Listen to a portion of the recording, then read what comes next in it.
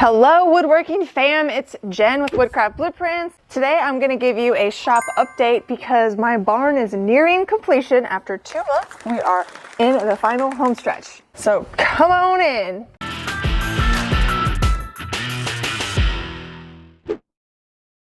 So as you can see, there is still work to be done, but a lot of stuff has gotten done over the past few months. If you've been following along, you know that back in May, a tornado destroyed my old barn where my workshop was and my husband's barn. There's been a lot of work done since then, so it's coming together beautifully. So today I'm gonna take you through everything we've done from the ground up. Let's go check it out. So the tornado came through about 5 months ago, pretty much destroyed everything in our backyard. Our house had a lot of damage, but was saved. The 2 barns were demoed. My husband's barn actually was only 5 years old. So the concrete pad in his, we saved most of it. We had to cut a perimeter off of it to set new posts in, but that was good. We could save some concrete because that was a huge cost savings. The next thing they started was putting posts up. They dug the piers and the posts went in there. Then after that, the trusses were installed and the barn is 16 foot tall, in case you're wondering. After the trusses were set, the walls started going up, and that's when the barn really starts to look like a real building. We also built a lean-to on one side of the barn because we're going to get some cattle, and now would be a good time to do that. I also added a porch on the front of the barn. The barn is 104 feet long by 50 feet wide. Now, I don't get all of that space because we're basically building my barn and my husband's barn at one time. So there is a dividing wall that we put up. So my shop space that I technically am getting is 50 by 48 and his half is 56 by 50. So this is the front door. We just came in and then we're gonna turn here. This is the bathroom, nothing fancy. Toilet. It actually has a shower because we only have one shower in our house, so you know it wouldn't hurt to have a second one. And they got a utility sink in there. And then I'm thinking kind of here would be a little entryway, like I'll put my coffee bar there because coffee is very important.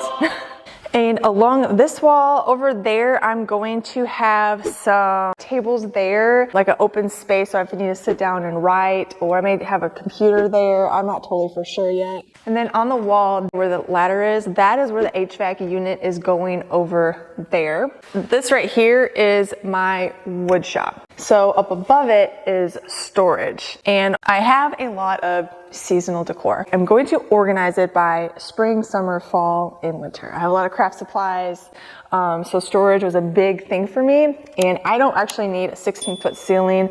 My husband wanted that, so that's why I decided to put the mezzanine or whatever you want to call it up there. So you have storage up there and my wood shop down below. I had to make a decision on the height of the ceiling. I would actually prefer a 12-foot ceiling in my wood shop, but I didn't have enough space for storage above. So I decided 8-foot ceiling in there, and then there's a foot that floor takes up, and then above that gives me 6 feet above there for storage, which is enough clearance that a 6-foot person can walk up there comfortably. So my wood shop will have 2 doors. I have one entry door there. I have double doors there. Along this wall here and over there is where I will just store lumber. I'm not sure how I'm gonna do it, but I have this overhead door here so I can pull the truck in, you know, and unload it comfortably. And that door, that is to my husband's half. So let's go in the wood shop.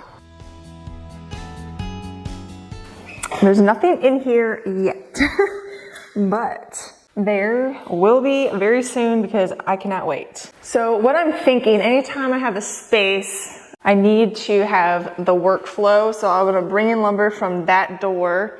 There will likely be my miter saw station will be on this wall.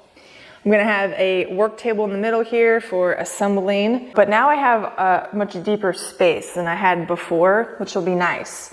I'm also gonna have a bandsaw and a scroll saw, both on wheels, a table saw. The table saw, I usually want that in the center of the room so you have enough room for in-feed and then out-feed, same with that miter saw station. So those are usually pretty much in the center. And then I like to use my miter saw station as an out-feed table if needed. And then over there too, I may have some storage on the wall over there. I haven't quite decided yet. I'm just gonna start building things, like just using it, and however I see fit, like, you know, it'd be really nice if this was in here or this. So that's the plan. But this is an 8-foot ceiling, like I said, kind of short, not my preference, but I just won't be able to flip boards this way. I would have to lift it up and turn it around.